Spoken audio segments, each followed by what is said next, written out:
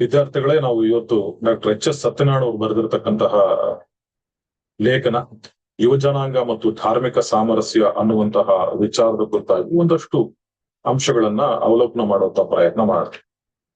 ನಿಜವಾಗಿರ್ತಕ್ಕಂಥ ಸಂಪತ್ತಿ ಯಾವುದು? ಕವಿರಾಜ ಮಾರ್ಗ ಹೇಳುವಂತಹ ಅದ್ಭುತವಾಗಿರೋ ಮಾತುಗಳನ್ನ ಇಲ್ಲಿ ನಮ್ಮ ಲೇಖಕರು ನೆನಪಿಸ್ಕೊಳ್ತಾರೆ. ಕಸವರವೆಂಬುದು ನೆರೆಸೈರಿಸಲಾರ್ಪೊಡೆ ಪರಧರ್ಮಮಂ ಪರ ವಿಚಾರಮಂ ಅಂತ ಹೇಳ್ತಾರೆ. ಬೇರೊಬ್ಬರ ಸಂಪತ್ತನ್ನ, ಬೇರೊಬ್ಬರ ಧರ್ಮವನ್ನ ಸಹಿಸಿಕೊಳ್ಳದೆ ಹೋದ್ರೆ ಅದು ಶ್ರೀಮಂತಿಕೆ ಅಲ್ಲ. ನಿಜವಾಗಿರ್ತಕ್ಕಂಥ ಮನುಷ್ಯನ ಶ್ರೀಮಂತಿಕೆ ಯಾವುದು ಅಂತಂದ್ರೆ, ಇನ್ನೊಬ್ಬರ ಸಂಪತ್ತನ್ನ, ಇನ್ನೊಬ್ಬರ ಧರ್ಮವನ್ನ ಗೌರವಿಸುವಂತದ್ದೇ ನಮ್ಮ ಪ್ರಧಾನವಾಗಿರ್ತಕ್ಕಂಥ ಅಂಶ ಅನ್ನೋದು ನಾವು ಮೊದಲಿಗೆ ತಿಳ್ಕೊಬೇಕಾಗಿರ್ತಕ್ಕಂಥ ಅಗತ್ಯ ಇದೆ ಅಂತ ಹೇಳ್ತಾರೆ. ಮಾರ್ಗವೇಗ ಆಗಬೇಕಾಗಿದ್ದಂತ ಧರ್ಮ ಪ್ರತಿಷ್ಠೆ ಆಗ್ಬಿಟ್ಟಾಗ ಏನೇನೆಲ್ಲ ಆಗತ್ತೆ ಅನ್ನೋದನ್ನ ನಾವಿಲ್ಲಿ ಚರ್ಚೆ ಮಾಡ್ತೀವಿ. ಧರ್ಮ ಎಂಬುದು ಬದುಕಿನ ಮಾರ್ಗವಾಗಿ, ಜೀವನ ಕ್ರಮವಾಗಿ ಆಚರಣೆಗೊಳ್ಳದೆ ಪ್ರತಿಷ್ಠೆ ಆಗ್ಬಿಟ್ಟಿದೆ. ಇದೊಂದು ಅವಕಾಶವಾದಿತನವಾಗಿದೆ, ಸಾಮಾಜಿಕ ಪಿಡುಗಾಗಿ ಮಾರ್ಪಟ್ಟಿದೆ. ಜಗತ್ತಿನ ಉಳಿದ ದೇಶದ ಜನರು ನೋಡಿ ನಗುವಂತ ಸ್ಥಿತಿಗೆ ನಮ್ಮ ದೇಶ ತಲುಪಿದೆ ಅನ್ನೋದು ತುಂಬಾ ಕಣ್ಣಿಗೆ ಕಾಣುವಂತಹ ಸತ್ಯವಾಗಿದೆ. ಇವತ್ತು ನಮಗೆಲ್ರಿಗೂ ಕಾಣುವ ಹಾಗೆ ಕ್ರಿಕೆಟ್ ಆಟ ಇಡೀ ನಮ್ಮ ಭಾರತ ದೇಶವನ್ನ ಈ ಎದೆಯಲ್ಲಿ ಬಂಧಿಸಿಟ್ಟಿದೆ. ಈ ಕ್ರಿಕೆಟ್ ಆಟ ಅಂತಕ್ಕಂಥದ್ದು ಎಷ್ಟು ದೊಡ್ಡದಾಗಿರುವಂತಹ ಒಂದು ವಿಚಿತ್ರವಾಗಿರೋ ಸನ್ನಿವೇಶವನ್ನ ನಮ್ಮ ದೇಶದಲ್ಲಿ ಸೃಷ್ಟಿ ಮಾಡ್ಬೇಕು. ವಿಶೇಷವಾಗಿ ಭಾರತ ಮತ್ತು ಪಾಕಿಸ್ತಾನಕ್ಕೆ ಸಂಬಂಧಪಟ್ಟಿರ್ತಕ್ಕಂಥ ಕ್ರಿಕೆಟ್ ಆಟ ಆಗ್ಬಿಟ್ರಂತನು ಅದೊಂದು ದೊಡ್ಡ ಯುದ್ಧವೇ ಆಗ್ಬಿಡ್ತದೆ. ನಾವ್ ಅನ್ಕೊಳ್ತೀವಿ ಅದು ಬರೀ ಆಟವನ್ನ ಆಟದ ಹಾಗೆ ನೋಡ್ಬೇಕೆ ಹೊರತು ಅದು ಭಾರತ ಮತ್ತು ಪಾಕಿಸ್ತಾನಗಳ ನಡುವಿನ ಯುದ್ಧದ ಹಾಗೆ ನೋಡಿ ಇಲ್ಲಿರ್ತಕ್ಕಂಥ ಮನಸ್ಸುಗಳೊಳಗಡೆ ಬೇರೆ ಬೇರೆ ರೀತಿಯಾಗಿರ್ತಕ್ಕಂಥ ಗೊಂದಲಗಳನ್ನು ಸೃಷ್ಟಿ ಮಾಡುವಂತಹ ಸ್ವರೂಪಕ್ಕೆ ಬಂದು ತಲುಪಿದೀವಿ. ದಿಕ್ಕು ತಪ್ಪಿದ ಯುವಜನತೆ ಇವತ್ತು ಜನತೆ ತಾವು ಗಮನಿಸಬೇಕಾಗಿರ್ತಕ್ಕಂಥ ಅಂಶ ಕಡೆ ಹೆಚ್ಚು ಗಮನ ಕೊಡದೆ ಬೇರೆ ಬೇರೆ ವಿಚಾರಗಳ ಕಡೆ ಗಮನ ಕೊಡ್ತಿದ್ದೀವಿ. ಧರ್ಮ ಮತ್ತು ಜಾತಿಗಳ ವಿಚಾರದಲ್ಲಿ ಯುವಜನತೆಯಲ್ಲಿ ಖಚಿತ ನಿಲುವು ಕಾಣಿಸ್ತಾ ಇಲ್ಲ. ಪಾಪ ಅವ್ರದ್ದು ತಪ್ಪು ಅಂತಲ್ಲ, ನಮ್ ಸಮಾಜ ಆ ರೀತಿಯಾಗಿರುವಂತಹ ದಾರಿಲ್ ತಂದು ನಿಲ್ಲಿಸ್ಬಿಟ್ಟಿದೆ. What is caste and what is religion?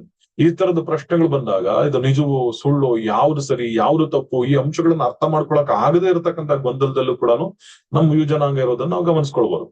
ತಾವು ಯಾಕಾಗಿ ಮತ್ತು ಯಾರಿಗಾಗಿ ಸಮಾಜ ವಿರೋಧಿ ಚಟುವಟಿಕೆಗಳಲ್ಲಿ ಭಾಗಿಯಾಗಿದ್ದೇವೆಂಬ ಅರಿವು ಕೂಡ ಇರೋದಲ್ಲ ಯುವಜನತೆಗೆ. ಇದು ಸತ್ಯ. ಎಷ್ಟಾಶ್ಚರ್ಯ ಆಗುತ್ತೆ ಅಂದ್ರೆ, ನಾನು ಯಾಕೆ ಕೆಲಸ ಮಾಡ್ತಿದ್ದೀನಿ, ನಾನು ಮಾಡ್ತಿರೋ ಈ ಕೆಲಸದಿಂದಾಗಿ ಸಮಾಜದಲ್ಲಿ ನಿಜವಾಗ್ಲೂ ಅಶಾಂತಿ ಉಂಟಾಗ್ಬೋದಲ್ವಾ? ಈ ಪ್ರಶ್ನೆಗಳನ್ನು ಮಾಡುವಂತಹ ಪರಿಸ್ಥಿತಿಯಲ್ಲಿ ಯುವಜನತೆ ಇವತ್ತಿಲ್ದಂಗಾಗಿದೆ. ಯುವಶಕ್ತಿಯನ್ನು ಬಳಸುವ ವಿಷವರ್ತುಲ ಯಾವುದು ಅಂದ್ರೆ it's A very bad circle. ಎಷ್ಟು ಕೆಟ್ಟದಾಗಿರ್ತಕ್ಕಂಥ ಸರ್ಕಲ್ ಅಂದ್ರೆ, ನಮ್ಮ ಯುವಜನತೆಗೆ ಅರಿವಿನ ಕೊರತೆ ಇದೆ. ಏನು ಧರ್ಮ ಅಂದ್ರೇನು, ಸಂಸ್ಕೃತಿ ಅಂದ್ರೇನು, ಪರಂಪರೆ ಅಂದ್ರೇನು, ಇದ್ರ ಬಗ್ಗೆ ಕ್ಲಿಯರ್ ಆಗಿರ್ತಕ್ಕಂಥ ಪಿಕ್ಚರ್ ಇಲ್ಲ. ಅದೇನ್ ಮಾಡ್ತದೆ, ಸ್ವಾರ್ಥ ರಾಜಕಾರಣ ಅಂತಕ್ಕಂಥದ್ದು ಇವರನ್ನ ಪ್ರಭಾವಗೊಳಿಸ್ತದೆ. ಪಟ್ಟಭದ್ರ ಹಿತಾಸಕ್ತಿಗಳಾಗಿರ್ಬೋದು ಅಥವಾ ಧಾರ್ಮಿಕ ಭಾವನೆಗಳ ಬಳಕೆ ಆಗಿರ್ಬೋದು, ಆ ಮುಖಾಂತರ ಜನರಲ್ಲಿ ಯುವಜನಾಂಗದಲ್ಲಿ ವಿಶೇಷವಾಗಿ ಅವರನ್ನ ಡೈಲ್ಯೂಟ್ ಮಾಡುವಂತ ಕೆಲಸ ಮಾಡುತ್ತೆ. ಅದು ಆಯುಧವಾದ ಯುವಕರಾಗ್ತಾರೆ. ಯಾವಾಗ ಈ ತರದ ಸ್ವಾರ್ಥ ರಾಜಕಾರಣದ ವಿಚಾರಕ್ಕೆ ಬಲಿ ಆಗ್ತಾರೋ ಅದು ಆಯುಧವಾಗಿ ಯುವಕರು ಸಿದ್ಧವಾಗ್ತಾರೆ. ಆಗ ನಿಜವಾಗಿರ್ತಕ್ಕಂಥ ವಿನಾಶ, ರಕ್ತಪಾತ, ಸಾರ್ವಜನಿಕ ಆಸ್ತಿಪಾಸ್ತಿಗಳ ನಷ್ಟ ಇವೆಲ್ಲ ಆಗೋದು ಆ ಸಂದರ್ಭದಲ್ಲಿ. ಧರ್ಮದ ಎರಡು ಮುಖಗಳನ್ನ ನಾವು ಗಮನಿಸ್ಕೊಳ್ಬಹುದು. ಜೀವನದ ಮಾರ್ಗವಾಗಿ ಧರ್ಮ, ರಾಜಕೀಯ ಅಸ್ತ್ರವಾಗಿ ಧರ್ಮ. ಇವತ್ತು ಈ ಎರಡು ಪ್ರಧಾನವಾಗಿರ್ತಕ್ಕಂಥ ಅಂಶಗಳನ್ನ ನಾವು ಸಮಾಜದಲ್ಲಿ ಗಮನಿಸ್ಕೊಳ್ತೀವಿ. ಜೀವನದ ಮಾರ್ಗವಾಗಿ ಧರ್ಮನ ಹೇಗೆ ಗಮನಿಸ್ಕೋಬಹುದು? ಅದು ಸಹಬಾಳ್ವೆಯನ್ನ ಕಾಣುತ್ತೆ, ಸಹಿಷ್ಣುತೆಯನ್ನ ಕಲಿಸುತ್ತೆ, ಇದು ಧರ್ಮ. ಆದ್ರೆ ರಾಜಕೀಯ ಅಸ್ತ್ರವಾಗಿರುವಂತ ಧರ್ಮ ಏನಾಗುತ್ತೆ ಅಂದ್ರೆ ಪ್ರತಿಷ್ಠೆಯ ಸಂಕೇತ, ಅವಕಾಶವಾದಿತನನ್ನ ಬೆಳೆಸುತ್ತೆ. ಜೀವನ ಮಾರ್ಗ ಅದು ಧರ್ಮ ಅಂತಕ್ಕಂಥದ್ದು ವ್ಯಕ್ತಿಯ ಸ್ವಂತ ಮತ್ತು ಖಾಸಗಿ ವಿಚಾರ, ಇಟ್ಸ್ ಅ ಪರ್ಸನಲ್ ಲೈಫ್. ಆದ್ರೆ ಇಲ್ಲಿ ಧರ್ಮ ಅನ್ನೋದು ಸಾರ್ವಜನಿಕವಾಗಿ ಜನರನ್ನ ಕೆರಳಿಸುವ ಅಸ್ತ್ರವಾಗ್ತದೆ. ಇಲ್ಲಿ ಮನಸ್ಸುಗಳನ್ನ ಅರಳಿಸ್ಬೇಕು, ಆದ್ರೆ ಇಲ್ಲಿ ಸಮಾಜದ ಸ್ವಾಸ್ಥ್ಯಕ್ಕೆ ಭಂಗ ತರ್ತದೆ. ಹೀಗೆ ಧರ್ಮ ಎರಡು ವಿಭಿನ್ನ ಮಾರ್ಗಗಳಲ್ಲಿ ಚಲಿಸೋದನ್ನ ನಾವು ಗಮನಿಸ್ಕೊಳ್ತೀವಿ. ಧರ್ಮ ಎಂಬುದು ಖಾಸಗಿ, ಅಂತರಂಗ. ಧರ್ಮವು ಮನೆಯಲ್ಲೋ, ದೇವಸ್ಥಾನದಲ್ಲೋ, ಮಸೀದಿಯಲ್ಲೋ, ಚರ್ಚಿನಲ್ಲೋ, ಗುರುದ್ವಾರದಲ್ಲೋ 4 ಕೋಣೆಗಳ ಮಧ್ಯ ತೆರೆದುಕೊಳ್ಳಬೇಕಾಗಿರ್ತಕ್ಕಂಥ ಖಾಸಗಿ ಮತ್ತು ಅಂತರಂಗಿಕ ಧಾರ್ಮಿಕತೆ ಅದು. ಅದಕ್ಕೊಂದು ಸಾರ್ವಜನಿಕ ಸ್ವರೂಪ ಸಿಗಬಾರದು. ಆದ್ರೆ ಇವತ್ತು ಏನ್ ಮಾಡ್ತೀವಿ, ಬೀದಿಗಳಲ್ಲಿ ತಮ್ಮ ಧರ್ಮವನ್ನ ಪ್ರಚಾರ ಮಾಡುವಂತ ಎಲ್ಲ ಧರ್ಮಗಳಲ್ಲೂ ಕಾಣ್ತಿದ್ವಿ. ಇದು ನಮ್ಮ ಧಾರ್ಮಿಕ ನೆಮ್ಮದಿಯನ್ನ ಕೆಡಿಸುವಂತದ್ದು ನಾವು ಗಮನಿಸ್ಕೋಬಹುದು.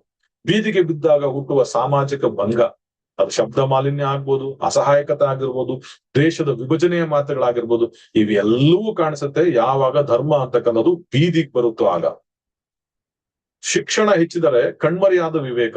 ಶಿಕ್ಷಣ ಹೆಚ್ಚಾದ್ರೆ ನಮ್ಮಲ್ಲಿ ಒಂದು ಅರ್ಥ ಬೆಳೆಯುತ್ತೆ ಅಂತ ನಾವು ಅನ್ಕೊಳ್ತೀವಿ. ಆದ್ರೆ ಅದು ಮತ್ತಷ್ಟು ಕಣ್ಮರೆಯಾಗಿ ವಿವೇಕವನ್ನೇ ನಾಶಪಡಿಸಿರ್ತಕ್ಕದನ್ನು ಗಮನಿಸ್ಕೊಳ್ತೀವಿ. ಕುವೆಂಪು ಅವರು ಕರೆ ಕೊಡ್ತಾರೆ 60ರ 70ರ ದಶಕದಲ್ಲಿ. ಆದ್ರೆ ಅದು ಬೇರೆ ಬೇರೆ ಮಾರ್ಗಗಳನ್ನ ಹಿಡ್ಕೊಂಡು ಹೋಗಿರುವಂತಹ ಮೌಢ್ಯ ಧರ್ಮಾಂಧತೆಯನ್ನು ಬೆಳೆಸಿರ್ತಕ್ಕಂಥದ್ದು ನಾವು ಗಮನಿಸ್ಕೊಳ್ತೀವಿ.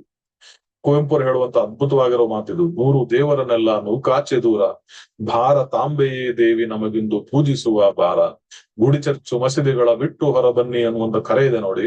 ಇಂತ ಮಾತಲ್ಲ ಅದು. ದೇಶ ಮೊದಲು ಎಂಬುವಂತಹ ಹೊಸ ಧರ್ಮ ಪ್ರಾರಂಭ ಆಗ್ತದೆ.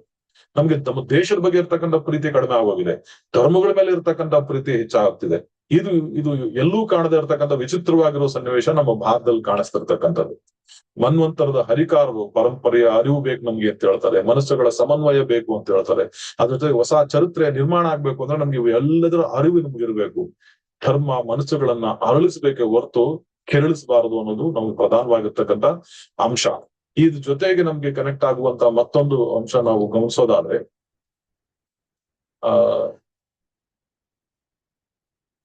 ಇನ್ನೊಂದು ಸ್ಲೈಡ್ ನ ನಾವು ಗಮನಿಸ್ಕೋಬಹುದು.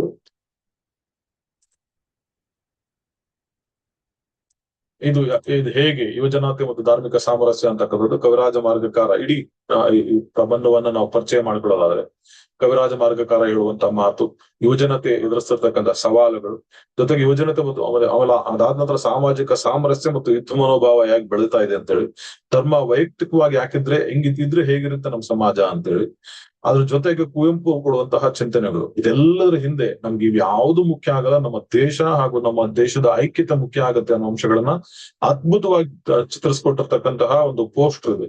ಇಡೀ ಆ ಪ್ರಬಂಧದ ಚಿತ್ರಣ ಈ ನಿಮ್ಮ ಪೋಸ್ಟರ್ ಅಲ್ಲಿ ಸಿಗೋ ಸಾಧ್ಯತೆ ಇರ್ತದೆ.